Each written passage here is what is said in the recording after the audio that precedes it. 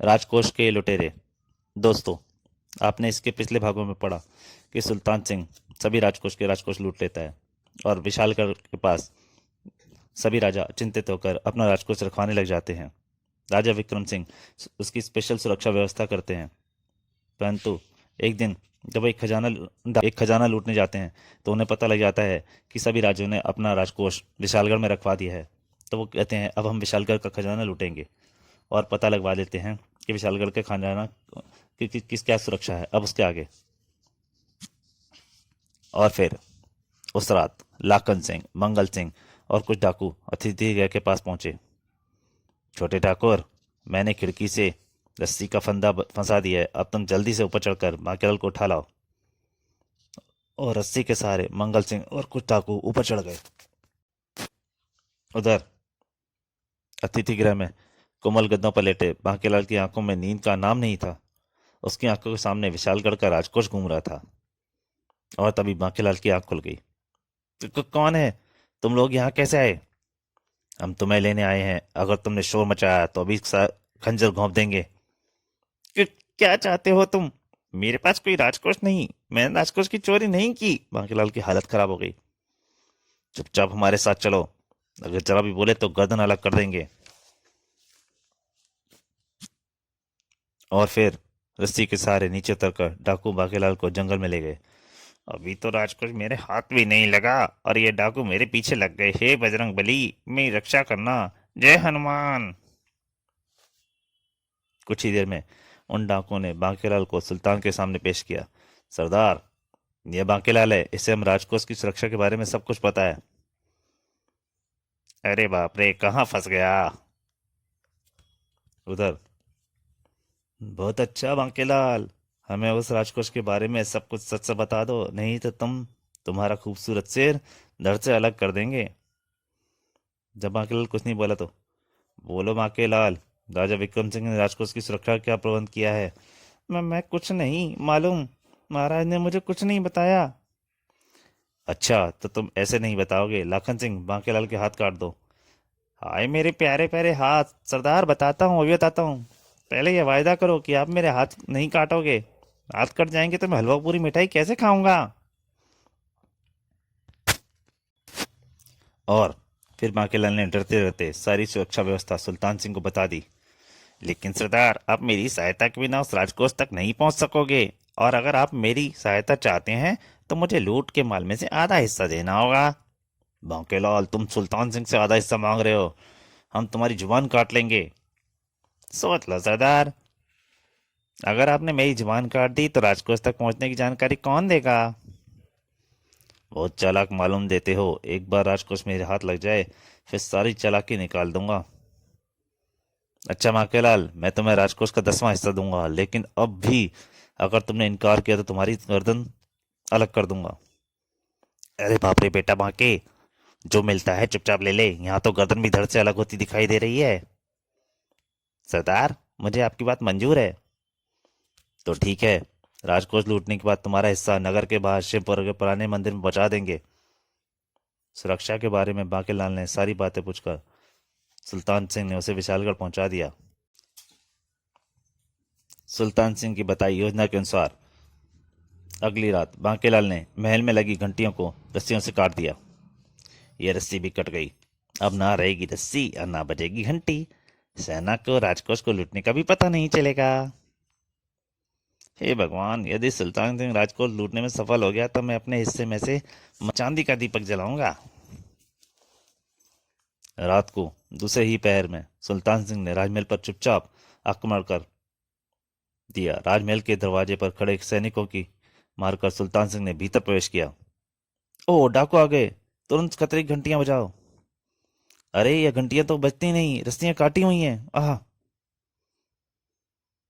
और फिर कुछ ही क्षणों में सुल्तान सिंह अपने साथियों के साथ तालाब के किनारे पहुंच गया। सरदार, अब इस तालाब को कैसे पार करेंगे?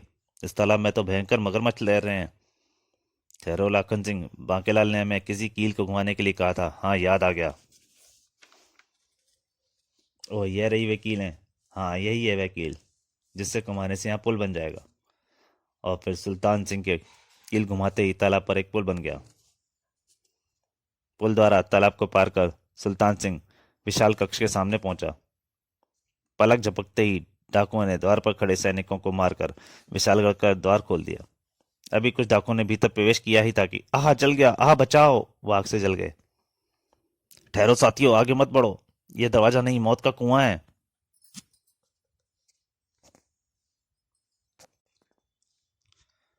तभी सुल्तान सिंह ने कुछ सोचा।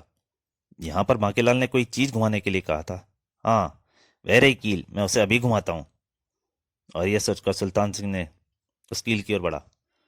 बांकेलाल द्वारा बताई कील को घुमाकर सुल्तान सिंह ने तिलस्मी आग को बंद कर दिया। साथियों, अब तुम सब निडर होकर अंदर जा सकते हो।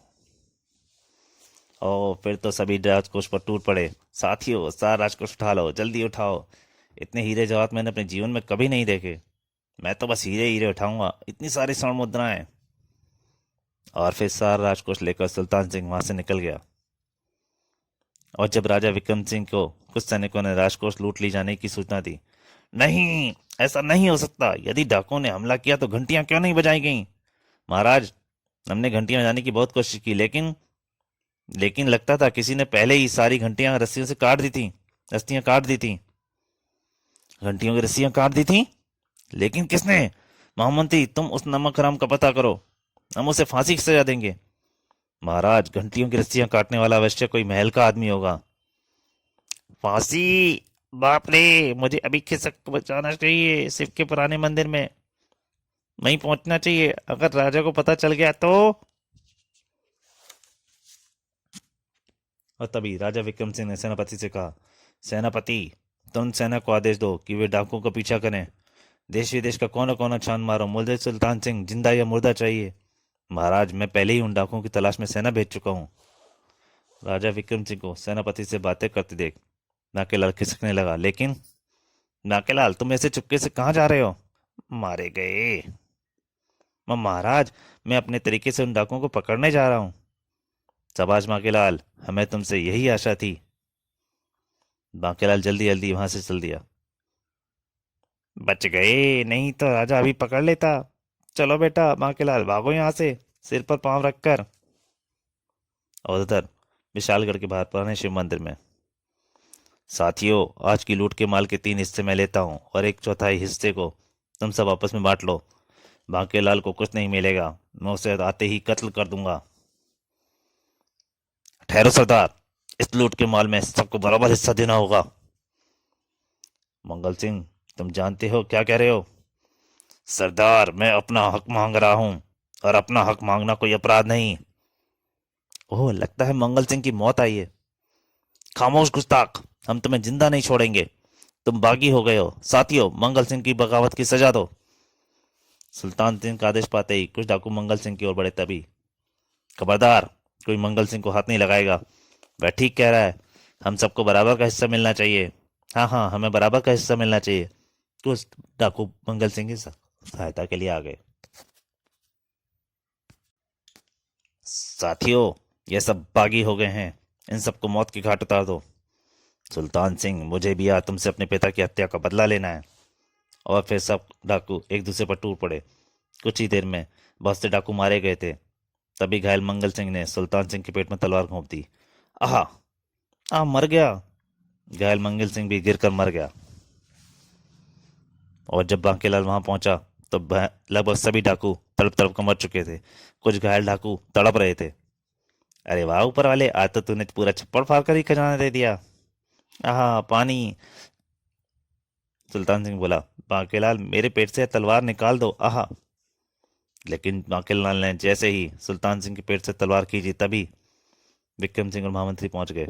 महाराज, वह रहे अपने बांकेलाल जी। शायद उन्होंने अकेले ही सारे डाकुओं को मार डाला है। आह, मर गया। उन्होंने बांकेलाल को सुल्तान सिंह को मारते हुए देख लिया तो बांकेलाल तलवार खींच रहा था। बांकेलाल, तुम बहुत बहादुर हो, हम तुम्हें बहुत इनाम देंगे।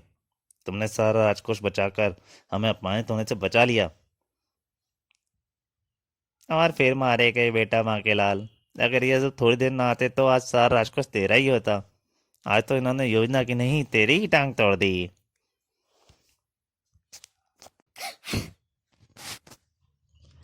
जब बांकेलाल राजा विक्रम सिंह के साथ वापस लौटा तो नगर के लोग उसकी जय जयकार कर रहे थे, लेकिन बांकीलाल कुछ और ही सोच रहा था। बांकीलाल की जय हो, बांकीलाल की जय हो, बांकीलाल अमर रहे। मेरा बेड़ा गर्क हो गया और ये सब मेरी जय बोल रहे हैं। हाय, सारा राजकोष मुझे मिल गया होता तो मैं भी राजा बन गया होता। तो दोस्तों, ये कहानी यहीं पे समाप्त है। प्लीज़ अच्छी लगे तो लाइक कीजिए और ज़्यादा से ज़्यादा शेयर कीजिए। धन्यवाद।